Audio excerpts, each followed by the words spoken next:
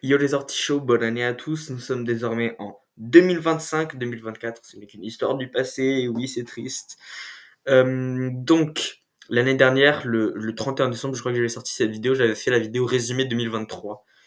Et, euh, et du coup, je me suis dit que vu que je ne suis pas une personne très originale, je vais réhériter. Je crois que c'est ça le mot. Je vais réhériter ce concept. Donc, bienvenue sur mon interprétation de 2024. Du coup, ça va être un résumé, on va dire, plutôt quand même axé sur ce qui s'est passé sur ma chaîne. Voilà. Mais on va aussi parler du monde géo, donc tout ce qui est des élections, parce que 2024, c'était une année d'élection globale. Qu'est-ce que c'est une année d'élection globale? C'est une année où plus de 50% des pays dans le monde ont des élections. Donc pas des élections de merde, des trucs comme ça, des vraies élections, soit présidentielles, soit en tant que représentant d'une union, comme les élections européennes, mais on va en parler plus tard du coup. Bref, donc on va aussi parler de guerre, tout ça, de plusieurs trucs différents. Mais d'abord, il faut du coup qu'on parle de ma chaîne et j'ai beaucoup de trucs à dire. Donc, tout d'abord, ce qu'il faut savoir, du coup, je vais juste faire un résumé que de 2024. On va pas parler du reste, voilà, parce que j'ai déjà fait une rétrospective de ma chaîne. Mais techniquement, ça allait pas jusqu'à la fin 2024. Et puis, là, du coup, il y aura vraiment des statistiques et des données qu'on peut pas avoir sur une chaîne, enfin, sur la création d'une chaîne depuis le début. On peut avoir ça que sur maximum un an, donc voilà.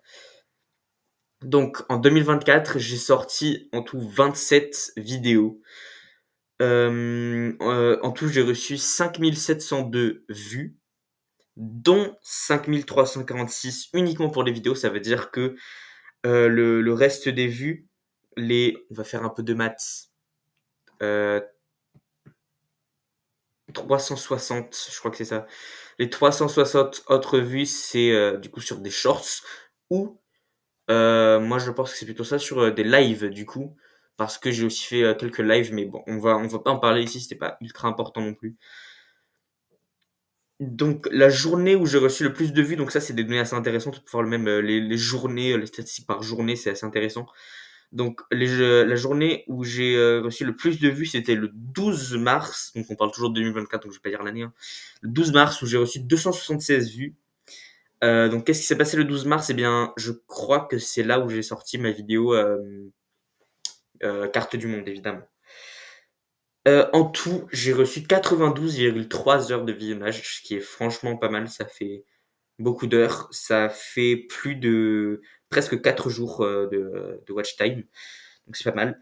La journée avec la plus longue durée de visionnage, c'était le 31 octobre, au jour d'Halloween, avec précisément 5,6 heures. Ça veut dire que si on additionne le temps de visionnage de chaque personne, on m'a regardé pendant 5,6 heures le 31 octobre. Donc c'est assez bien. Encore une fois, 5,6 heures, c'est assez long, hein. Ça fait genre 3-4 films.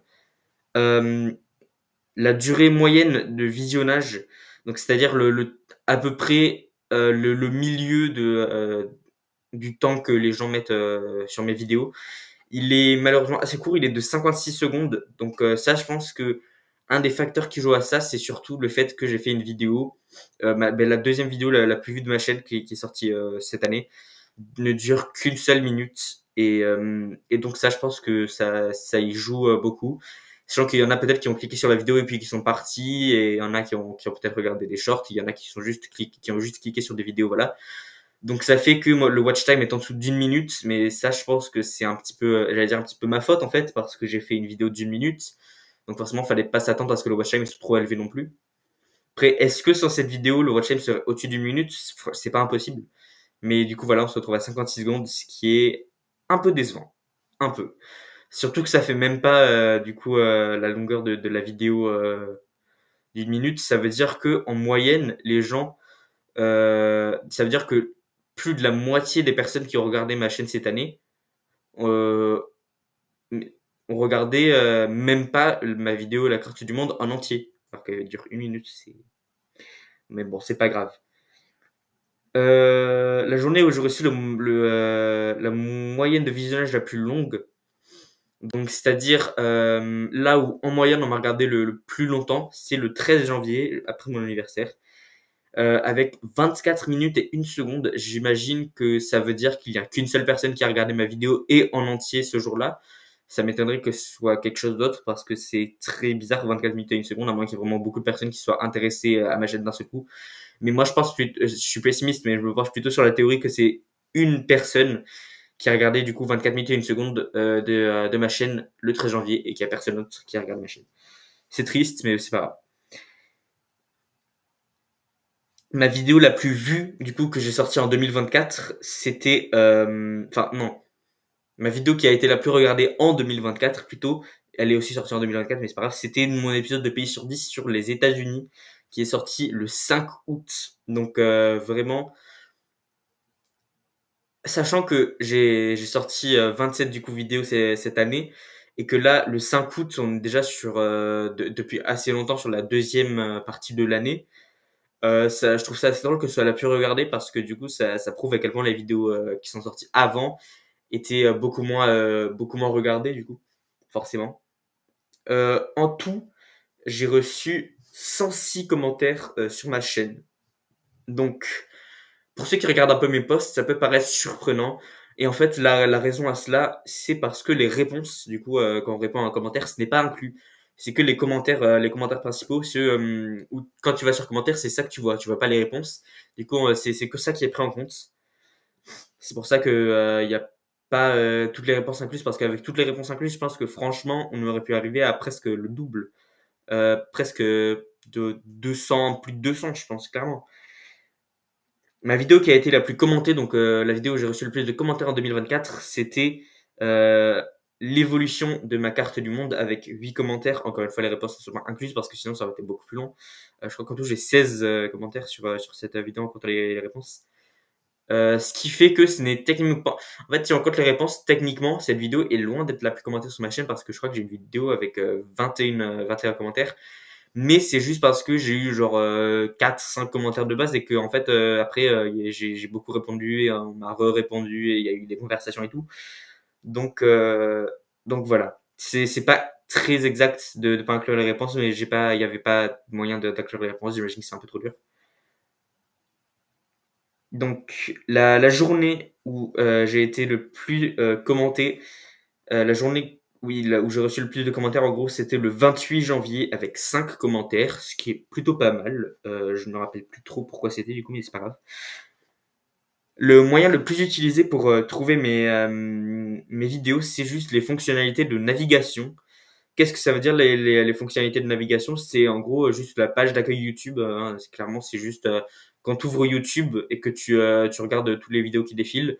Ça, c'est les fonctionnalités de navigation. Et du coup, ça veut dire que euh, j'ai reçu 3700 vues et ça représente 69,4% de mes vues de cette année via des gens qui ont juste ouvert l'appli YouTube et qui ont vu ma vidéo s'afficher directement et qui ont cliqué dessus. Ça pourrait aussi expliquer pourquoi le watch time est aussi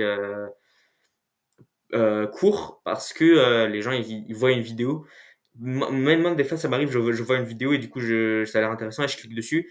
Et au final, après quelques secondes, je me rends compte qu'en fait, la vidéo, ça m'intéresse pas trop ou j'aime pas trop le youtubeur lui-même ou enfin, ça me donne pas envie de rester. Du coup, je me barre. C'est pas impossible que ça arrive ici, juste des gens qui sont intéressés par le titre et par la miniature et qui au final sont déçus par le contenu.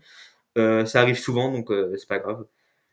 Et maintenant, le mot le plus recherché pour trouver mes vidéos. Donc, dans l'outil barre de recherche sur YouTube, on peut des fois, du coup, enfin, chercher juste des mots. Et en fait, ça collecte des données, du coup, de mots-clés qui sont utilisés pour regarder certaines vidéos et du coup, pour regarder mes vidéos via l'outil de barre de recherche. Le mot qui a été le plus, le mot qui a été commun à 3 personnes uniquement, parce que ça m'a fait que 3 vues, ce qui représente 2,3% des vues. Alors, je sais que ça peut paraître étrange que 3700 ça représente 69,4% et 3 ça représente 2,3%. On parle de 2,3% des vues qui viennent de l'outil barre de recherche parce que des gens qui ont littéralement cherché mes vidéos, il y en a peu. C'est surtout fonctionnalité de navigation. Donc là, 69,4% des vues, c'est par rapport à l'outil navigation. Et 2,3% des vues, c'est par rapport au à la barre de recherche, à l'outil barre de recherche. Et là, si on compte que l'outil barre de recherche, du coup, ça fait 100%. Et de ces 100%, il y a 2,3% qui ont utilisé ce mot que je vais vous dire pour trouver mes vidéos. Voilà. J'espère que j'ai été assez logique. Et ce mot, c'est assez surprenant parce que je crois que je l'ai utilisé dans une seule de mes vidéos, enfin, dans un seul de mes titres. C'est le mot Maroc. Donc, c'est un pays même. Je suis assez surpris parce que j'ai bien fait l'épisode pays sur 10 du Maroc, mais il a pas ultra bien marché non plus. Enfin, c'était clairement pas la vidéo la plus regardée de ma chaîne. Du coup, je me demande s'il n'y a pas un rapport avec le fait que sur ma deuxième vidéo la plus vue de ma chaîne, du coup, l'évolution de la carte du monde, presque tous les commentaires mentionnaient le fait que j'ai donné l'indépendance au Sahara occidental. Et du coup, il y a beaucoup de gens qui se sont plaints, mais qui ont mentionné du coup le Maroc et qui ont parlé beaucoup du Maroc, même dans les réponses, ça parlait du Maroc et tout. Donc, est-ce que ça a un lien avec le fait que, en cherchant le mot Maroc, on puisse tomber sur ma chaîne? Je sais pas, mais du coup, je vois pas trop le lien par ça. À moins que vraiment ce soit juste des gens trois personnes qui soient tombées sur mes vidéos du Maroc. C'est pas impossible non plus, hein. Pourquoi pas? Il y a aussi des données intéressantes sur. Là, j'utilise YouTube Studio pour avoir toutes ces données et aussi juste, je vais sur ma chaîne et je compte ou je regarde des trucs. C'est la vidéo qui propose le plus mes vidéos. Donc, quand on regarde une vidéo, après, du coup, à côté, il y a tout un onglet de vidéos similaires qui pourraient nous plaire par rapport au fait qu'on ait regardé cette vidéo. Et du coup, des fois, ça arrive qu'on tombe sur mes vidéos.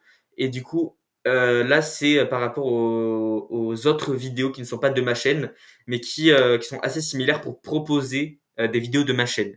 Et la vidéo qui a le plus proposé euh, ma, mes vidéos. Alors, je crois que la donnée, en fait, c'est juste combien de gens sont venus sur mes vidéos après qu'ils aient vu cette vidéo. Donc, ça revient un peu au même. C'est juste, du coup, les gens qui étaient sur cette vidéo ont vu ma vidéo et ont cliqué dessus. Il y a 60, j'ai reçu 62 vues de ça, ce qui représente 10,9% de toutes les vues que j'ai reçues à partir d'autres vidéos. Donc, ça aussi, c'est un moyen pour trouver mes vidéos. Et du coup, cette vidéo, c'est la vidéo, je cite, Carte du monde par le youtubeur Maps. Donc voilà, merci. Merci, I guess. Tu m'as donné 62 vues, c'est bien.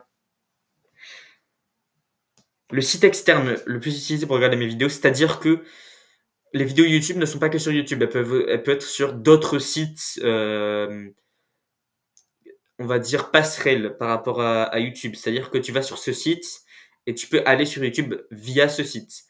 Et le site qui a été le plus utilisé du coup pour réaliser cette passerelle, ça a représenté du coup 18 vues. Là, j'ai pas les pourcentages, mais du coup, j'ai reçu 18 vues de ce site. C'est Google Search, donc tout simplement la barre de recherche Google, ce qui me paraît assez correct. Enfin, oui, ça m'arrive hein, des fois de regarder des vidéos YouTube via la passerelle Google Search. Ça m'arrive.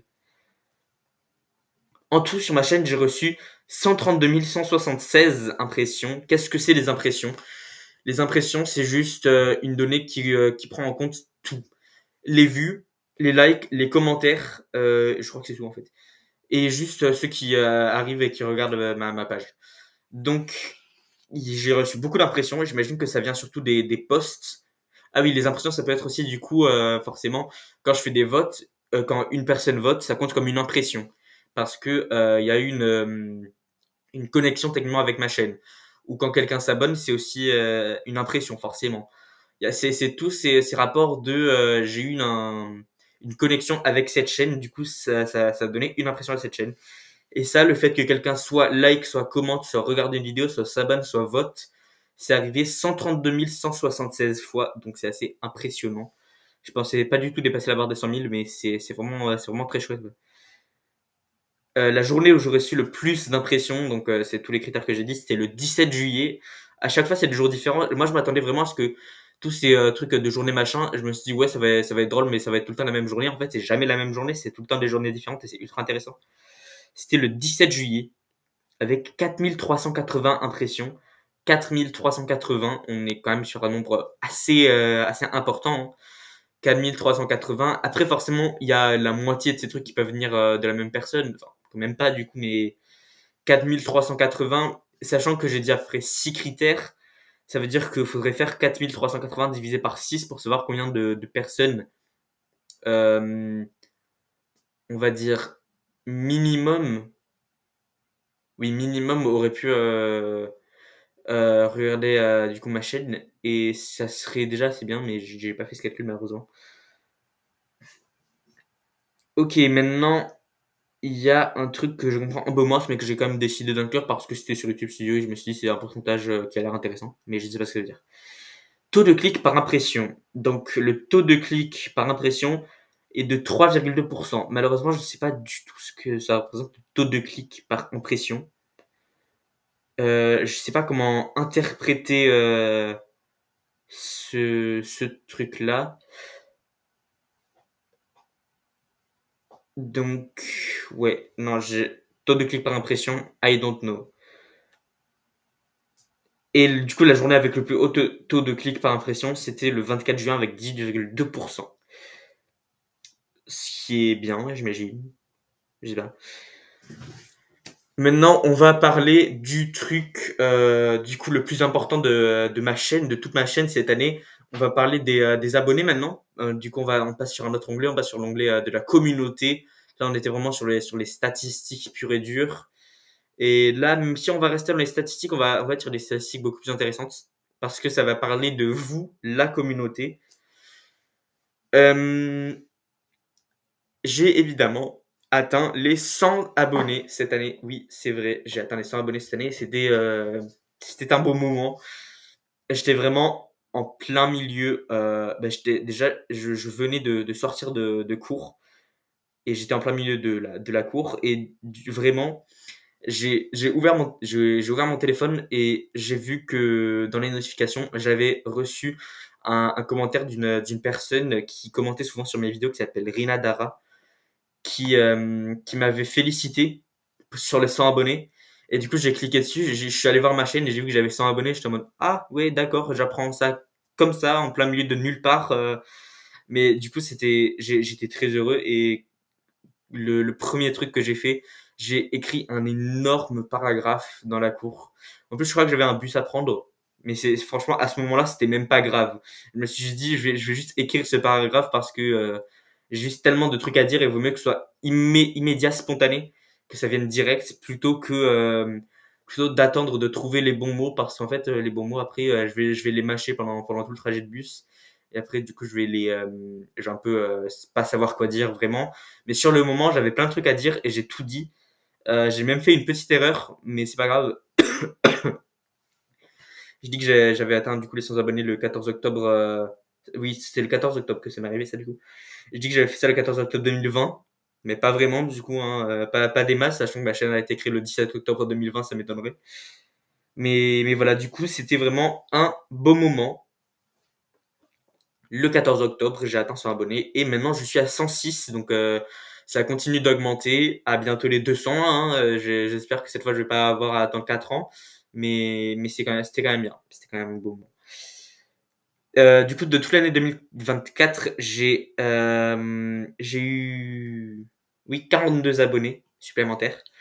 Donc, je suis passé de 63 à 105. Et du coup, déjà, pour la vidéo résumé 2025, j'ai déjà au moins un abonné de plus parce que maintenant je suis à 106. Du coup, c'est déjà bien. Mais du coup, ouais, j'ai eu 42 abonnés. Je suis passé de 63 à 105. Non, mais forcément, quand je débute l'année avec 63, qui est un peu mon chiffre porte-bonheur, parce que c'est l'identifiant de ma chaîne quand même, le loup 63, hein, tout le monde s'en rappelle. Mais c'est vraiment le chiffre porte-bonheur, donc évidemment que ça me portait loin. Je viens de faire le lien, hein, vraiment, mais c'était même pas planifié dans le script, c'est vraiment juste je viens de capter. Les journées, pardon, où j'ai gagné le plus d'abonnés, il y en a trois. C'était le 12 mars, le 30 juillet et le 8 octobre, où j'ai gagné 2 abonnés. C'est tout. Voilà. Moi, je m'attendais à un gros truc, genre j'ai gagné 4 abonnés d'un coup. Non, j'en ai gagné 2. C'est pas grave. L'âge moyen des spectateurs sur ma chaîne. Ça, c'est un gros truc parce que déjà, il y a beaucoup de gens sur YouTube qui mentent sur leur âge. Voilà. On va pas se mentir là-dessus. Il y a beaucoup de gamins qui ont genre 10 ans et qui prétendent en avoir 16 juste parce qu'ils pour pouvoir accéder à YouTube. Du coup, ces données peuvent être fausses, mais à la fois, ça m'étonnerait pas que ce soit vrai, même si on va pas se mentir, Et certes, donc, déjà, je vais vous dire, c'est entre 18 et 24 ans, l'âge moyen des spectateurs. Il n'y a pas de chiffre technique, hein, c'est vraiment juste une fourchette. Et ça représente 39,5% de mes spectateurs. Et je sais qu'il y a quelques personnes dans cette fourchette là qui me regardent, mais à la fois j'ai vraiment l'impression qu'il n'y a pas, il y a pas peu de mineurs sur ma chaîne non plus. Je sais qu'il y a il y a des gens entre 13 et 18 qui me regardent aussi. Je sais qu'il y en a beaucoup et du coup ça me surprend un chiffre aussi grand. Enfin, en fait, le problème c'est que surtout qu'en regardant les données, le chiffre pour 13 à 18 était assez petit, sachant que je dirais que non, à moins de la moitié de mes commentaires quand même, mais facile un quart de mes commentaires viennent de ce type de personnes là. Et vu que c'était à, je crois que 10%, ça m'étonne un petit peu, mais peut-être, hein, moi, qui suis-je pour juger? Le sexe de mes spectateurs en général, du coup, le pourcentage de mes spectateurs qui est représenté par des hommes et le pourcentage qui est représenté par des femmes et le pourcentage qui est représenté par des personnes avec un sexe non spécifié. Donc, c'est un chiffre très intéressant parce que 88,4% de mes spectateurs sont des hommes slash garçons du coup. Je suis assez surpris parce que pour moi, il y avait, enfin, forcément, il y avait plus de garçons sur ma chaîne, je le sais parce que c'est surtout des gars qui commentent. Et ça, je le sais. Mais à la fois 88,4%, mais ça me paraît vraiment énorme. Ça veut dire qu'il y a 11% parce que le non spécifié était à zéro. Donc il y a 11%, 11,6% de mes spectateurs uniquement qui sont des femmes ou des filles. En fait, ça me perturbe parce que je me demande comment ça se fait que ce soit plus de mecs qui me regardent. Je me dis, bah, juste, ça c'est comme ça, hein, ok. Mais à la limite que ce soit genre 60%, 40%, 65, 35, mais 88, on est presque en dessous de la barre des 10% de femmes ou de filles. Je me demande vraiment pourquoi et comment. Mais on va pas trop se poser de questions, hein. Bah, de toute façon, sur ma chaîne, tout le monde est la bienvenue, hein. Y a pas de, elle est pas anti-fille ma chaîne, hein, donc voilà. Donc évidemment, le pays qui regarde le plus mes vidéos, c'est la France, qui est surpris. Je parle en français et je suis français et il y a beaucoup de Français qui me regardent avec 30,1% de spectateurs. Mais en regardant les autres pays, du coup, déjà la plupart étaient en dessous des 1%. Et en plus, il n'y en avait que 4. Et ces 4, je me rappelle très très bien parce que c'était Algérie, Maroc, Belgique et Canada. Sachant que des commentaires du Maroc, du coup, j'en ai reçu beaucoup sur ma vidéo évolution de la carte du monde. Algérie, j'ai eu une personne que je savais venait d'Algérie. Et Belgique et Canada, mais j'ai vraiment connu aucun Belge ou aucun Canadien sur ma chaîne. Par contre, euh, Australien, oui. Australien, oui. Et Polonais, oui aussi. Donc, ça m'étonne que ces nationalités, Australie et Pologne, Australie et Pologne, ne soient pas parmi les pays qui regardent le plus mes vidéos. Enfin, ça me surprend beaucoup en fait. Après, peut-être que c'est juste parce que c'est des personnes actives sur ma chaîne, mais au final, il y en a pas beaucoup de ce pays qui me regardent. C'est possible aussi. Franchement, c'est pas impossible. Euh, mais je sais pas, surtout que Belgique et Canada, enfin, je veux bien que c'est des pays francophones et que du coup, il y a certaines personnes de ce pays qui me regardent, mais surtout que, enfin, ils sont pas nombreux à parler le français non plus. Enfin, en Belgique, il y a combien de personnes en Belgique qui parlent français? Ils sont genre 4 millions. Et au Canada, il y en a combien qui parlent français? 10 millions peut-être? C'est pas énorme. Donc ça me surprend un petit peu que ce soit ces pays-là qui ressortent le plus aussi. Algérie et Maroc, même si Algérie et Maroc, ça m'étonne moins en vrai, parce que j'en ai toujours eu sur ma chaîne, des Algériens et des Marocains, depuis le début j'en ai eu sur ma chaîne. Et donc ça, je pense que c'est un truc qui va pas changer, mais évidemment, ils sont la bienvenue aussi, les Algériens et les Marocains, vous pouvez rester sur ma chaîne, il n'y a pas de problème là-dessus. Ça, c'est des données un peu plus très vraiment un peu bellec, mais je les jette comme ça. 74% de mes spectateurs n'utilisent pas de sous-titres. Ça me surprend d'autant plus que ce soit pas au-dessus de 90%. Ça veut dire qu'il y a 26% de gens sur ma chaîne qui utilisent des sous-titres. Le problème, c'est que moi, même si des fois, j'articule pas bien, probablement que dans cette vidéo, j'articule pas ultra bien non plus, c'est peut-être à cause du masque. Mais juste pas encore envie de montrer mon visage. Un jour, je le ferai. Un jour, je le ferai. Voilà, un jour, il y aura un face reveal. Mais pour l'instant, je pense que c'est pas nécessaire. Enfin, je vois pas l'utilité. Enfin, qu'est-ce que ça change en fait? Vraiment, est-ce que vous ressentez vraiment le besoin comme ça de voir mon visage ou est-ce que vous vous en battez les couilles? Moi, je pense que vous vous en foutez un peu en vrai, hein. Pas besoin de faire un drame là-dessus. Euh, donc, déjà, je pense que le masque m'empêche un peu de bien me faire entendre et tout. Et aussi le fait qu'il n'y a pas de micro, il n'y a pas de production, il n'y a rien, il y a vraiment juste, je parle devant une caméra et après j'envoie le truc comme ça. Donc il y a peut-être de ça qui fait que, et aussi des fois je parle même pas à la caméra, je me penche comme ça, je mets partout. Mais ça peut faire que du coup il y a des gens qui ne comprennent pas. Mais il faut savoir un truc, c'est que moi je j'écris pas non plus de sous-titres pour les vidéos, enfin d'utiliser le sous-titre en français. Si vous comprenez pas, ça m'étonnerait que les sous-titres en français ils comprennent. Enfin, faut pas abuser non plus. Je comprends ne pas me comprendre, mais à la limite, juste me demander dans les commentaires ce que j'ai dit à ces moments-là. Parce que moi, je sais ce que j'ai dit et je serai forcément plus précis que les sous-titres. J'ai essayé de faire des sous-titres, mais le problème, c'est que, en fait, c'est, c'est pas dur à faire, genre, c'est vraiment ultra simple. Mais c'est long. Parce que moi, je fais des vidéos très longues et du coup, c'est long à sous-titrer. Et à la limite, si j'avais quelqu'un d'autre pour m'aider à faire les sous-titres, ce serait ultra bien. Mais bon, je vais pas faire chier une autre personne juste pour une petite chaîne de 106 abonnés. On va pas abuser non plus. Et aussi, dans le même chiffre à peu près, du coup, j'ai dit que 74% de mes spectateurs n'utilisent pas les sous-titres. 73,5% de mes spectateurs ne sont pas abonnés.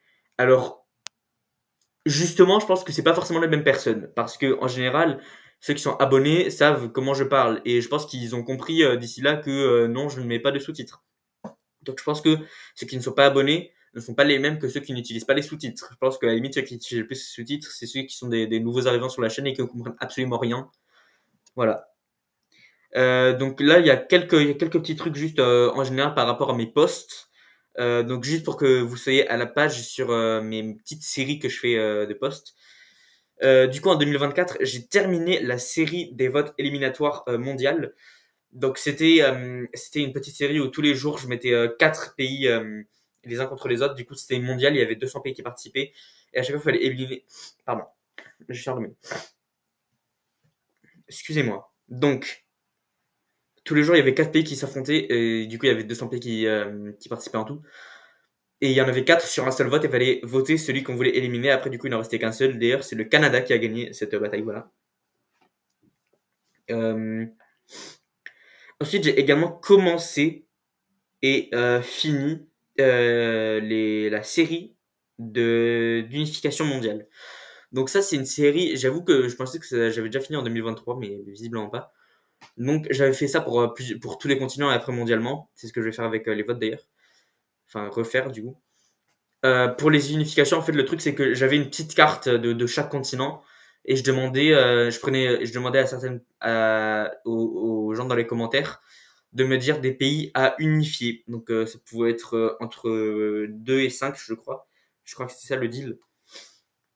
Et il y avait des jours correspondants. Du coup, la plupart des continents, c'était 20 jours. Mais je crois que pour Amérique du Nord et Amérique du Sud, j'avais fait 5 jours chacun. Parce qu'il n'y a pas assez de pays, forcément. Mais voilà. Donc, j'avais commencé en 2024. J'ai aussi fini en 2024. Ça, mes versions mondiales. Et là, c'était sur 30 jours. Et j'avoue que je me rappelle pas du tout les résultats. Ça m'a pas forcément marqué. Moi, j'ai clairement préféré faire des votes. Je trouvais ça plus intéressant que juste des unifications. En fait, je sais même pas pourquoi j'ai commencé ça. C'est juste parce que je me fais chier, je pense. Mais bon. Après, c'est vrai que ces unifications, faut savoir que moi, les votes, les quiz et les unifications, pour moi, c'est trois trucs qui étaient séparés sur ma chaîne et je les faisais à des heures précises. Pour moi, c'était matin vote, après-midi quiz, non mais quelle horreur les gens qui disent ça, pardon, quiz, et soir unification. Et c'est vrai que des fois, enfin, je fais toujours cette technique du coup de matin vote et après-midi quiz. Mais du coup, maintenant que j'ai plus d'unification, ben forcément, je fais plus rien le soir. Mais des fois, je sais pas pourquoi, j'ai un réflexe, je me dis merde, on est le soir, faut que je fasse les unifications. Et après, je me rends compte, ah ben non, c'est fini. Enfin, en fait, ça m'a pas marqué, mais à la fois, ça m'a quand même laissé des séquelles. Mais je sais pas pourquoi. Bref. J'ai aussi commencé et fini les séries de vote éliminatoire européennes, la série de vote éliminatoire, non, les séries de vote éliminatoire, pardon, européennes et américaines. Donc là, c'était du coup tous les pays en Europe plus le territoire et tous les pays en Amérique plus le territoire qui s'affrontaient. Le pays qui a gagné en Europe, c'était l'Irlande et le pays qui a gagné en Amérique, c'était le Costa Rica. Voilà. Et on a commencé la série de vote africaine. Voilà, elle est du coup toujours en cours maintenant en 2020, en 2025, pardon. Je crois que là, pour l'instant, il reste 48 pays en course, donc on est loin d'avoir fini. Je pense qu'on aura clairement fini, on aura fini peut-être dans 2-3 mois, je pense. Et après, on pourra enchaîner sur quelque chose d'autre. Je vais pas vous dire.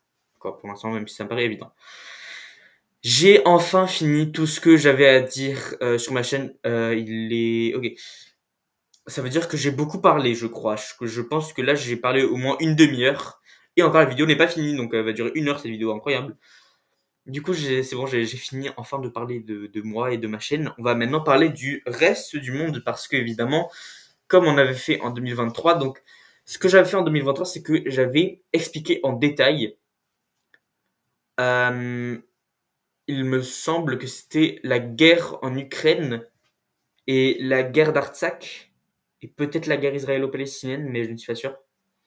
Je crois que j'ai détaillé ces 2 ou 3 guerres et c'est tout. Mais là, du coup, on va partir sur des trucs un peu plus globaux, pas que les guerres. On va aussi parler élections, on va parler beaucoup élections en fait. On va majoritairement parler élections parce que du coup, j'ai dit que c'était une année d'élections globale et du coup, il se passait beaucoup de trucs. On va parler d'autres guerres que celles dont j'ai parlé l'année dernière. Euh, on va aussi à la fin faire quelques petits apartés sur des trucs que je trouvais intéressants cette année. Pas joyeux, mais intéressants quand même. Donc, on va aller dans un ordre mi-chronologique. C'est-à-dire que on va commencer un truc, mais on va le finir, et même si ça a fini en novembre, on va quand même pas faire des interludes, genre il se passait ça le 1er janvier, ça le 3 janvier, ça le 9 janvier, et le truc du 9 janvier, ça a duré jusqu'à novembre, et on va du coup parler des trucs en avril, mai, machin, entre deux. Non, on va faire tout le truc direct. Ce sera plus simple du coup à suivre. Commençons du coup le 1er janvier, parce que oui, le 1er janvier, il s'est passé quelque chose. C'est tout simplement le fait que donc déjà avant de commencer, il faut un petit peu de contexte si vous n'avez pas regardé ma vidéo résumée 2023. Donc en 2023, en novembre, a commencé la troisième guerre d'Artsakh. Donc qu'est-ce que c'est la guerre d'Artsakh? C'est donc Artsakh, c'est un petit semi-pays semi-indépendant. Enfin c'était, vous allez voir pourquoi. C'était un pays semi-indépendant, entièrement enclavé dans l'Azerbaïdjan, mais qui était peuplé d'Arméniens. Et du coup, eux, ils voulaient soit appartenir à l'Arménie, soit avoir leur propre pays, ce qui paraît assez logique. Et du coup, ils ne voulaient pas appartenir à l'Azerbaïdjan, forcément, même si c'était entièrement dedans, ça reste des Arméniens. Et là, le conflit s'est relancé, du coup, ils ont rebataillé, et ça a été le début de la troisième guerre d'Artsakh.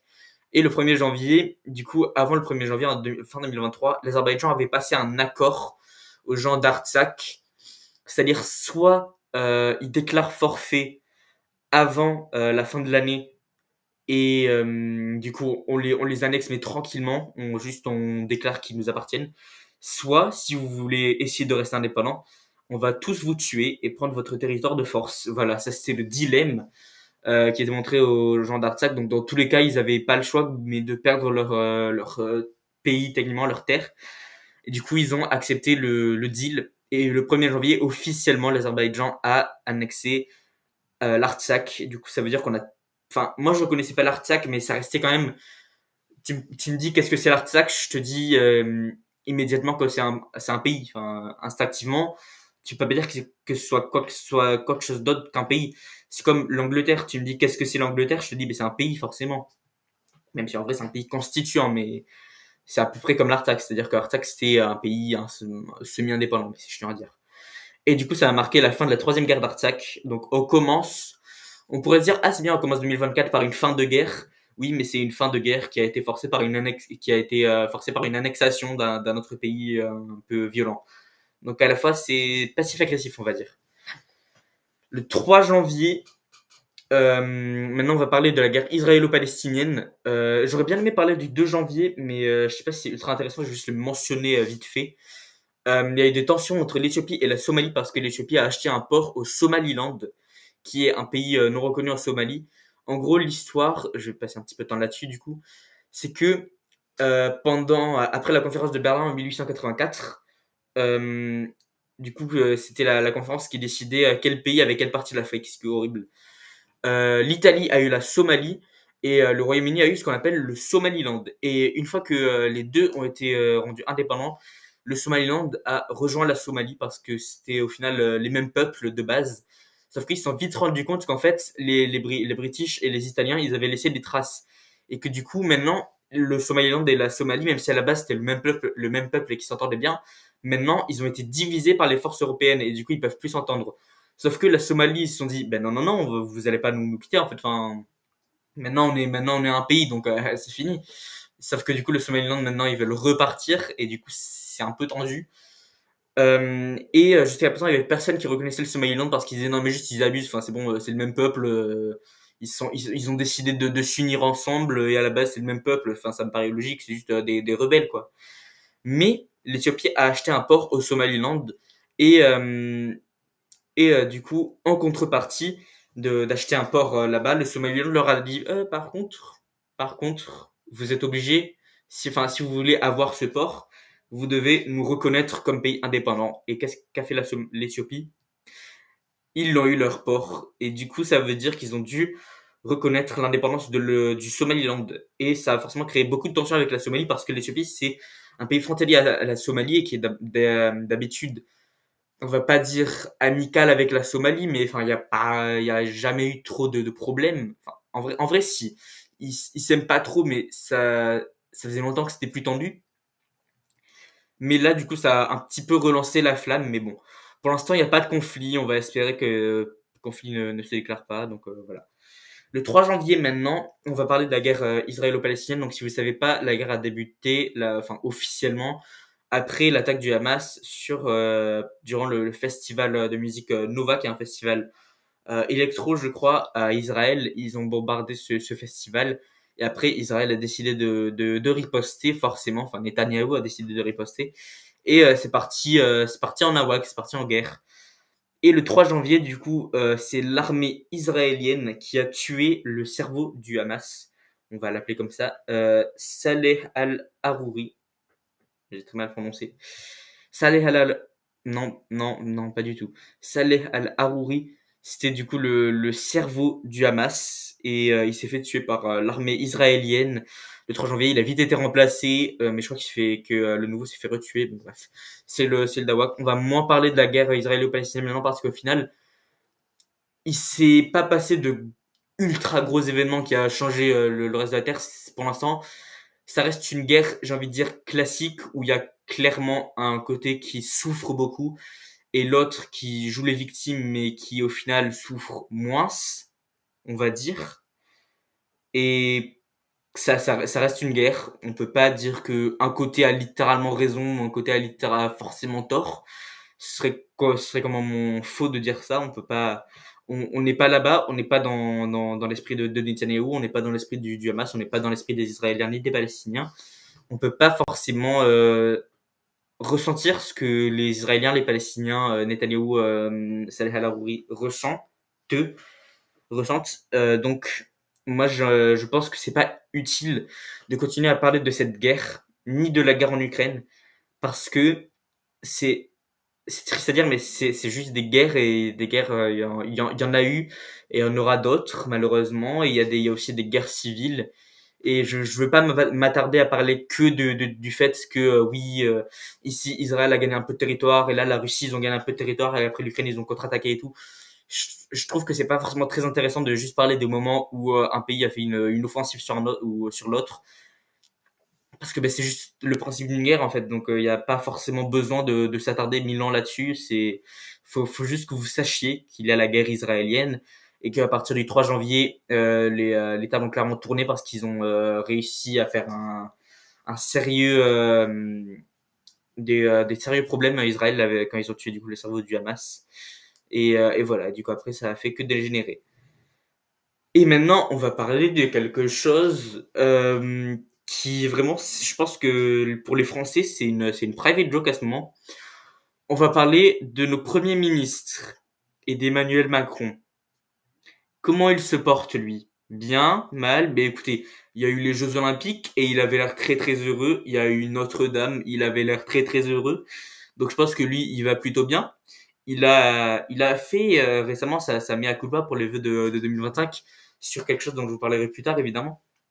Mais du coup, on va parler du fait qu'on a eu 4 premiers ministres en 2024. Et je me suis dit au début que ça servait à rien de parler de la France parce que c'est rien passé. Mais en fait, maintenant que j'y pense, je trouve ça assez intéressant parce que il y a des gens qui me regardent et qui ne sont pas français et qui peut-être ne savent pas exactement ce qui se passe en France. Et qui de mieux pour expliquer ça qu'un adolescent aléatoire en France? Et oui, quelqu'un qui n'est absolument pas calé, quelqu'un qui ne travaille absolument pas à l'Assemblée nationale, quelqu'un d'absolument aléatoire qui a 106 abonnés sur YouTube pour vous parler de ce topic. Hein? Qui de mieux? Qui de mieux? Et puis, au final, enfin, je veux dire, c'est évident. Du coup, le 9 janvier, c'est Elisabeth Borne qui a été notre première ministre pendant 2 ans. Pendant 2 ans, parce que Emmanuel Macron a été renommé pour son deuxième mandat présidentiel en 2022. Non, du coup, ça veut dire qu'Elisabeth Borne elle est restée à peu près un peu plus d'un an avant de démissionner du poste de première ministre. Pourquoi elle a fait ça? Probablement parce que Emmanuel Macron l'a forcé. Comment dire?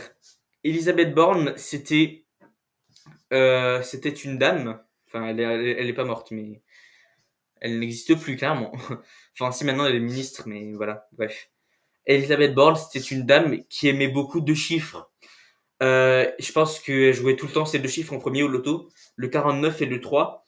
Et elle est séparée d'un alinéa pour former le 49 alinéa 3 de la Constitution, qui veut dire que, en gros, cette loi fait que la première ministre ou le premier ministre peut faire passer une loi sans l'accord du peuple. Et en général, qu'est-ce que ça fait les 49 alinéa 3 de la Constitution? Eh ben, ça fait pas du bien au peuple. Ça fait plutôt mal au cul, on va dire.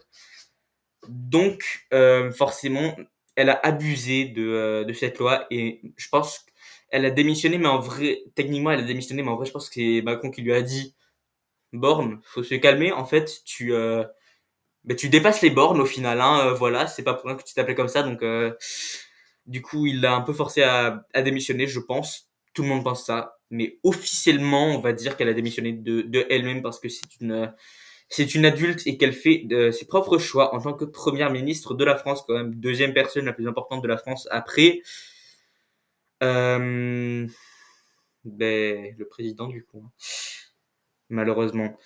Du coup, c'est Gabriel Attal qui l'a remplacé.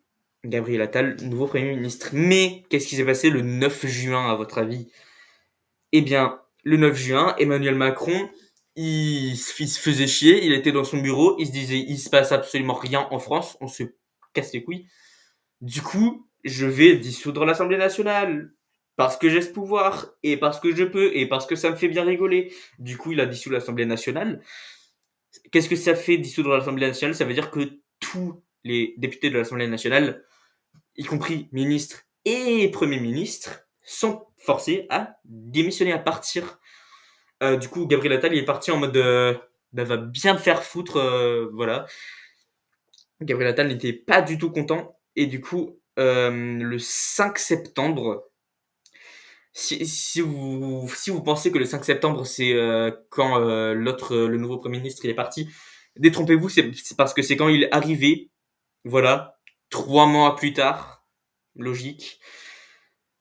Forcément, mais il y a eu les JO, il y a eu les jeux paralympiques, et après il y a Hidalgo, elle voulait forcer pour garder les anneaux sur la tour Eiffel. Est-ce qu'elle a réussi? Mais je crois pas en plus. Mais je crois qu'elle a pas réussi. Et aussi, elle voulait garder la petite montgolfière qui portait la flamme. Ça d'accord. Ça, en vrai, ça aurait pu être une bonne décoration.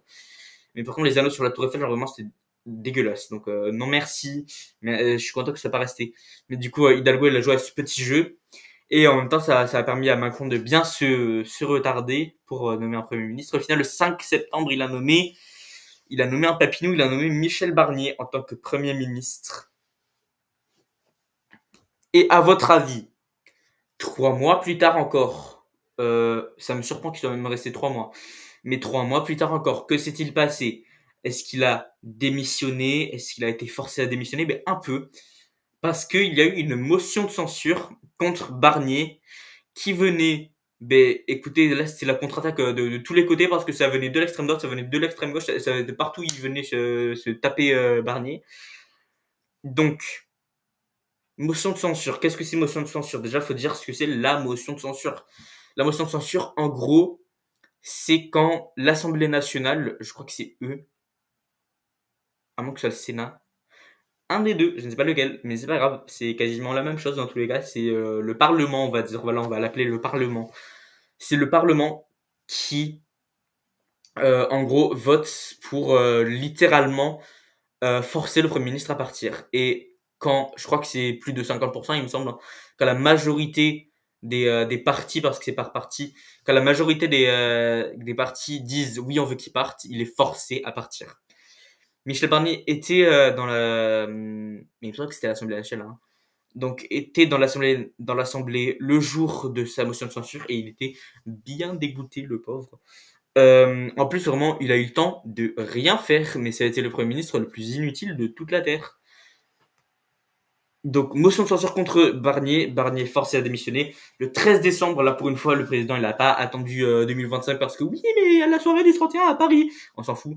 Oui, mais à notre... On s'en fout. Il a quand même nommé un Premier ministre, tant mieux.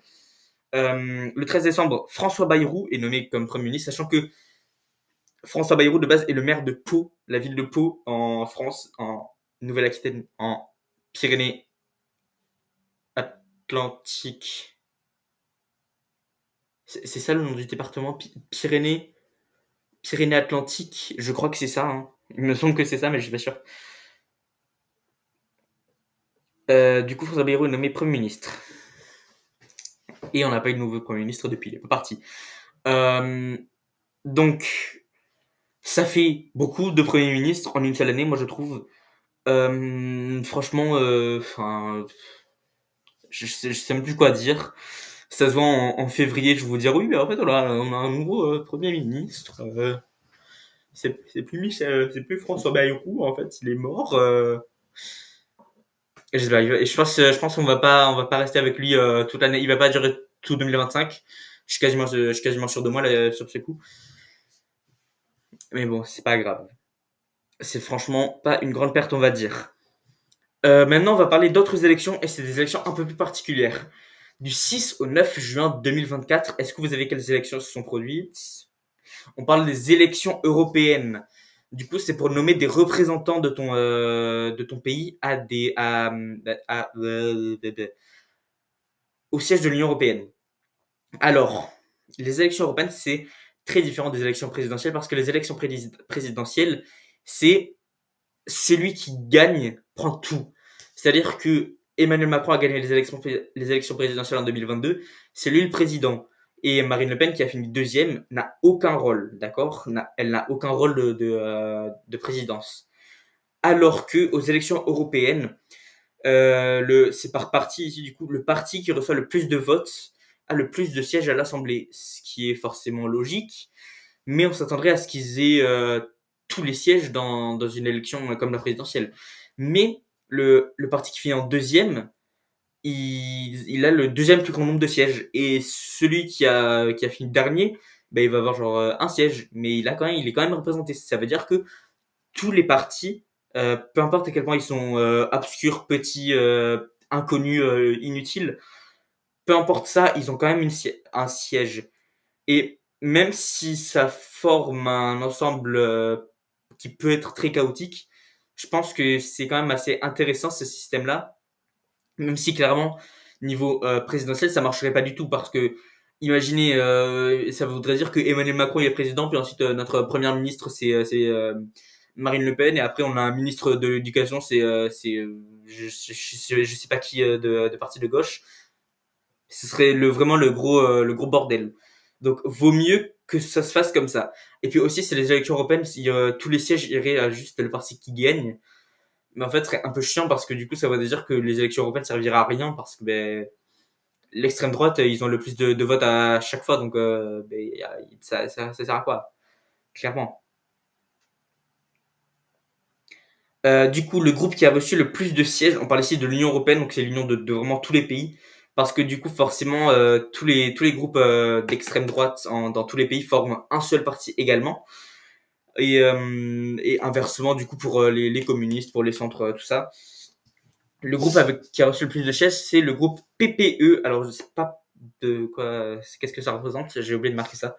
Mais en gros, c'est les démocrates chrétiens et ils représentent 188 des 720 sièges de l'Assemblée nationale.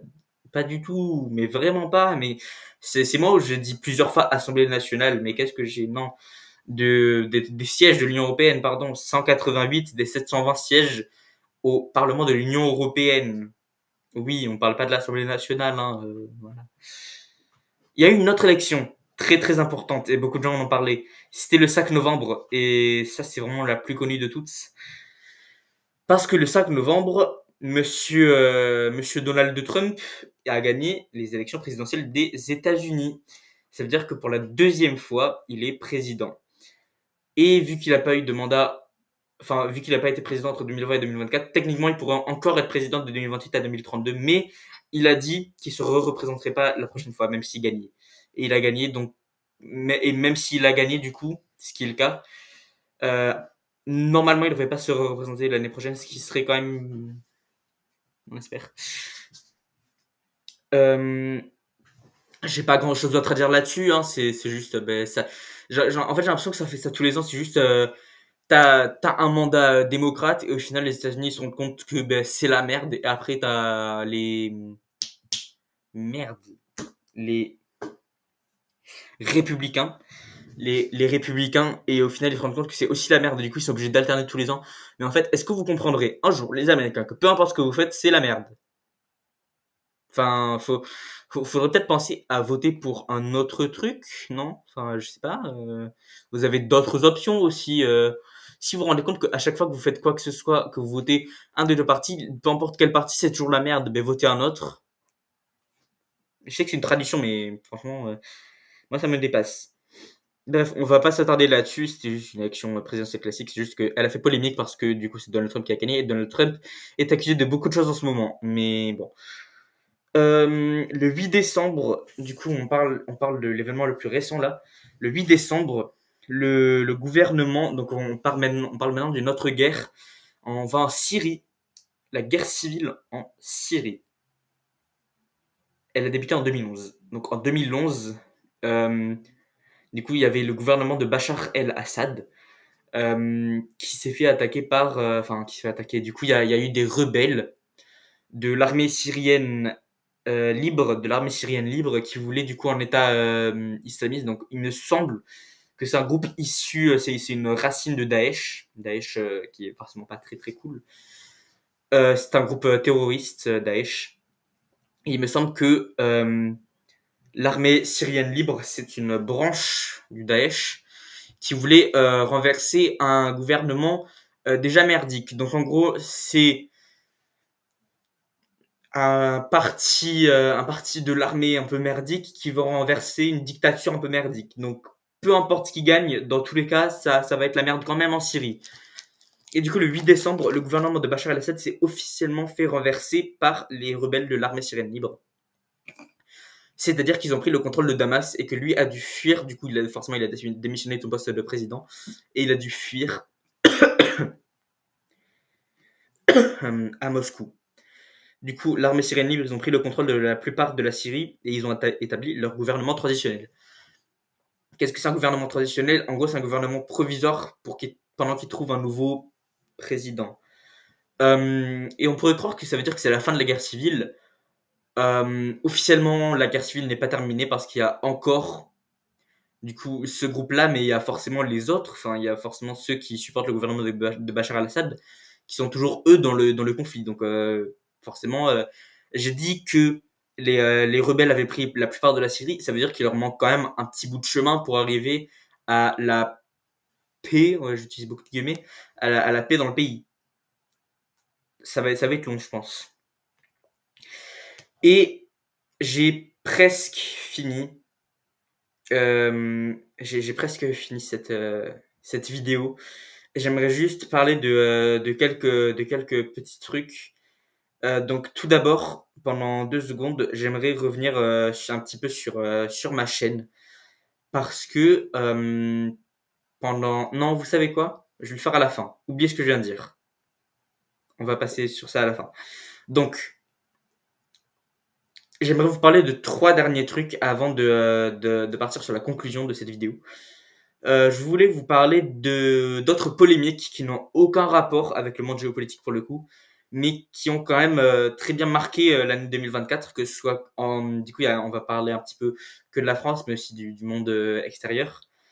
On va parler de trois procès.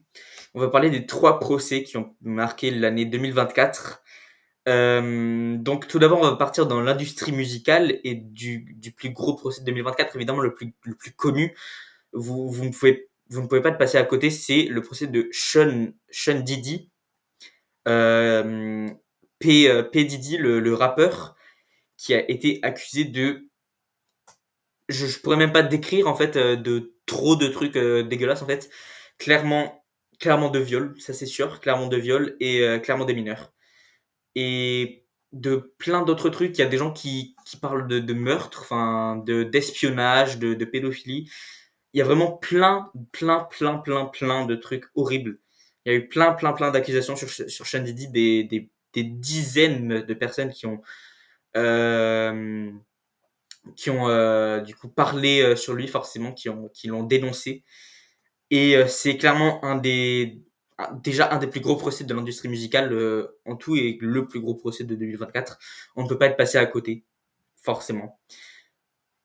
Un deuxième procès qui a maintenant marqué l'entièreté de la France, je dirais, c'est le procès de Gisèle Pelicot.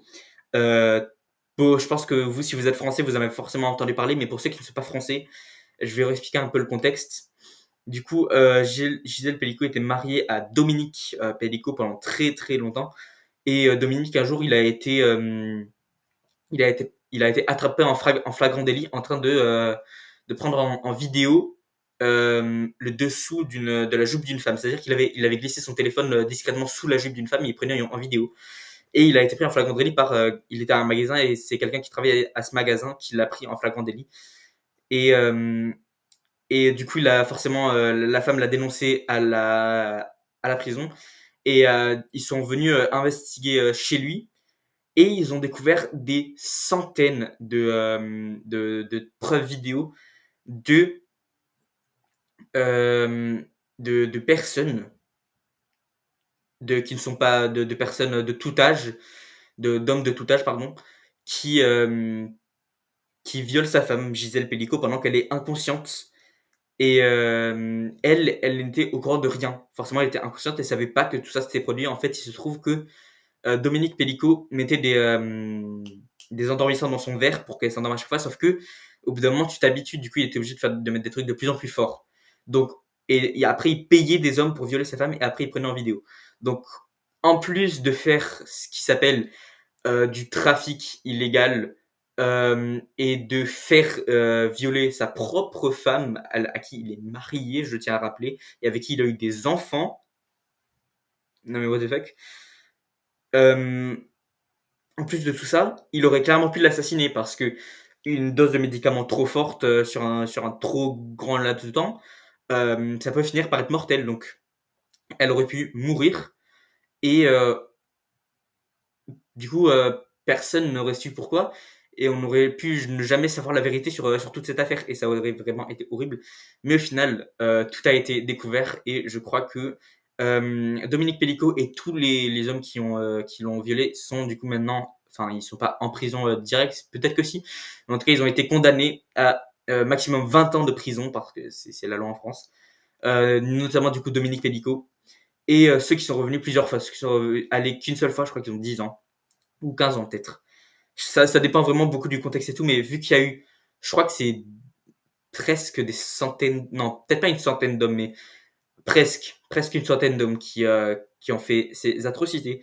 Donc heureusement, tout ce problème est, j'allais dire réglé, mais forcément pour Gisèle Pellico, ça va être quand même une pilule dure à avaler. Et pareil pour les enfants du coup de Gisèle et Dominique. Mais voilà, je tenais quand même à parler de ce procès parce que c'est un procès qui a vraiment marqué la France pendant très longtemps et il y a eu beaucoup de manifestations envers forcément Dominique Pellico et tous ses alliés, on va dire. Et voilà. Et le dernier procès dont j'aimerais parler, c'est celui de Paul Watson. Paul Watson, qui est un Américain, non, pas du tout. C'est un Danois, je crois, Paul Watson. Ah, quoique, je me rappelle plus de quelle nationalité il est. Mais en gros, c'est quelqu'un qui défend, du coup, qui est pour la protection animale. Et notamment des espèces en danger comme les baleines. Il était au Groenland, là où il y a beaucoup de baleines, en train sur son bateau tranquille, il visitait, enfin je sais pas ce qu'il faisait, mais en tout cas, il a vu un énorme bateau de pêche japonais qui pêchait à la baleine, qui voulait tuer des baleines pour les bouffer. Et le Japon, c'est un des seuls pays où c'est encore légal de faire ça. Donc forcément, eux, ils se sont permis, ils sont allés au Groenland juste pour bouffer de la baleine. Et du coup, ça, Paul Watson, il a pas kiffé. Du coup, qu'est-ce qu'il a fait? Il est rentré dans le bateau avec sa petite barque. Je crois que non, c'est pas une barque, mais c'est une exagération de dire que c'était une barque, mais c'était un petit truc bien plus petit que le gros paquebot qu'ils avaient japonais là.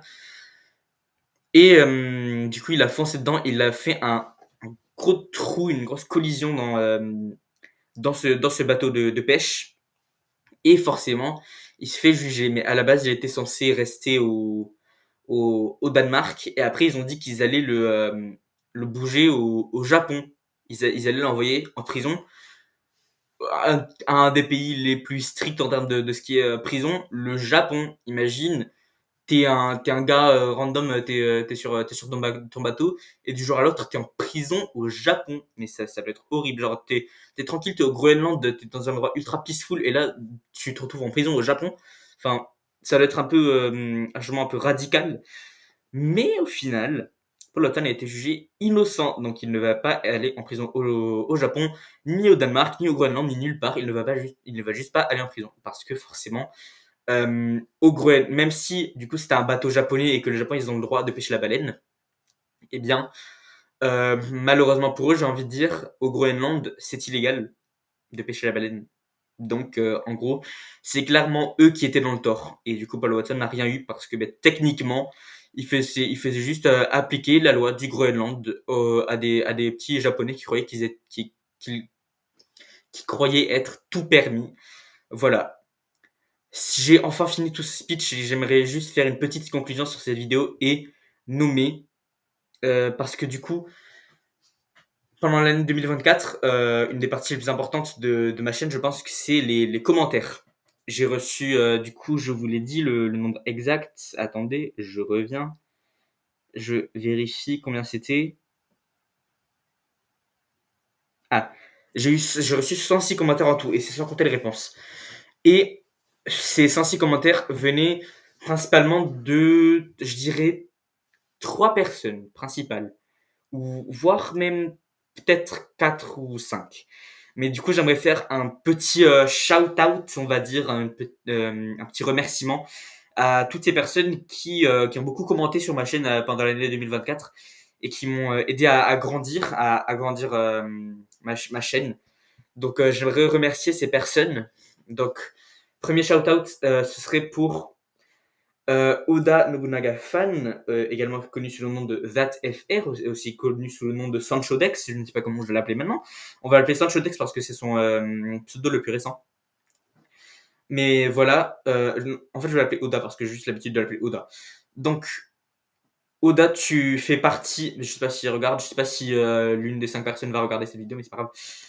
Oda, tu fais partie de ceux qui regardent le plus cette chaîne, ceux qui commentent le plus, notamment sur les posts les posts de vote, tu es très actif sur la chaîne. J'ai remarqué que vraiment tu regardes absolument tout. Et ça c'est beau, ça c'est magnifique. Donc merci beaucoup d'être aussi présent sur cette chaîne. Je pense que tu es la personne la plus active sur ma chaîne.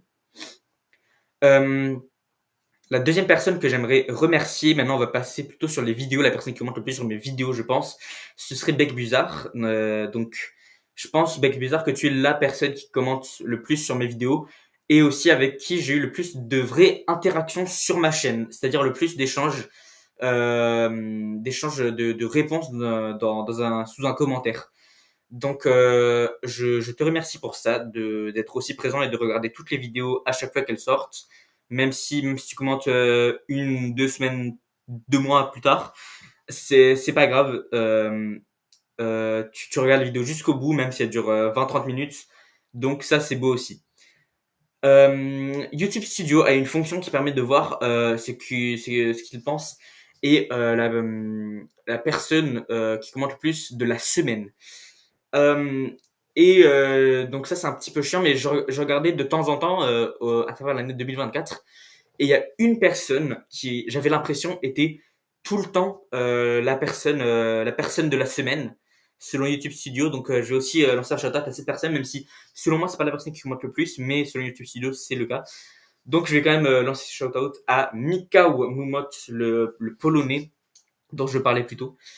Je sais qu'il ne regarde pas les vidéos, donc je vais pas essayer de le tutoyer. Je ne sais qu'il ne parle pas français non plus, donc je vais pas essayer de le tutoyer. Enfin, ça servira à rien.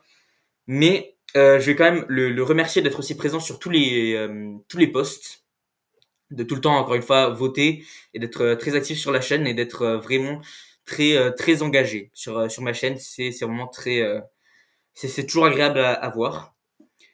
Et j'aimerais aussi remercier du coup deux personnes supplémentaires qui commentent moins, mais on va pas se plaindre là-dessus.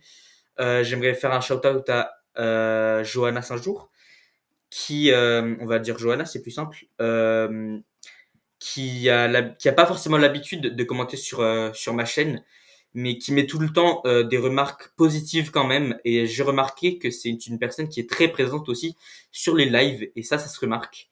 C'est pareil pour Mister D, qui est aussi très présent sur les lives et un peu moins sur la chaîne principale. Mais c'est pas grave, tant que vous montrez votre présence d'une manière ou d'une autre, que ce soit en votant régulièrement, en regardant mes vidéos, en laissant des impressions, on va dire. C'est la meilleure manière de le dire. Ben, ça me va. Et une personne que je ne vois plus sur ma chaîne maintenant, mais Rina Dara, c'est elle, je vous avais dit, qui m'avait annoncé que j'avais eu 100 abonnés sur ma chaîne. Et c'est une personne assez sympathique qui met tout le temps des remarques positives, encore une fois, sur ma chaîne, tout le temps des remarques positives, même si elle ne parle pas un mot de français. C'est pas grave, elle commente sur mes vidéos, un peu sur mes shorts, un peu et sur mes posts, un peu, enfin, elle faisait avant.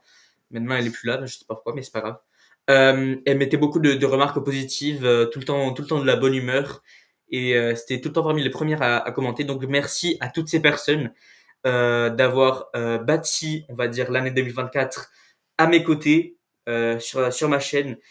J'espère que vous allez rester avec moi et dans cette communauté pendant l'année 2025 qui, j'espère, va être encore mieux et encore plus successful que l'année 2024 ne l'a été. C'était une grande année. Il s'est passé beaucoup de choses, que ce soit sur ma chaîne ou dans le monde en général. Il y a eu malheureusement beaucoup de guerres et beaucoup d'élections qui n'ont pas forcément tourné à la meilleure solution, enfin la meilleure option. Mais le principal, pour moi, c'est que ma chaîne a vraiment reçu un énorme boost pendant cette année 2024. Je suis quand même passé, du coup, j'ai dit de 63 à 105 abonnés. Donc, j'espère atteindre, du coup, battre mon record de 2024 de 42 abonnés. Si je pouvais, pardon, arriver à 148 abonnés avant la fin de 2025, pardon, avant la fin de 2025, ce serait vraiment super. Mais ça dépend, pas forcément de ceux qui regardent la chaîne, mais si à la fois parce que j'avais dit que 73,5% des spectateurs ne sont pas abonnés. Et si vous vous abonniez, ceux qui regardent cette vidéo là, les petits filous qui regardent et qui s'abonnent pas là, et peut-être que j'arriverai à battre mon record de 2024, ce qui serait génial. J'ai beaucoup parlé, j'ai l'impression que j'ai beaucoup parlé pour rien dire aussi, mais au moins, je pense que j'ai réussi à résumer 2024 du mieux que je pouvais, selon moi. Je ne sais pas combien de minutes, peut-être que ça a duré 1 heure, si c'est pas impossible. Mais on va dire que 7 heures, c'est mon interprétation de l'année 2024. Merci d'avoir regardé et je vous dis à la prochaine en 2025, encore une fois. Bye les papayes.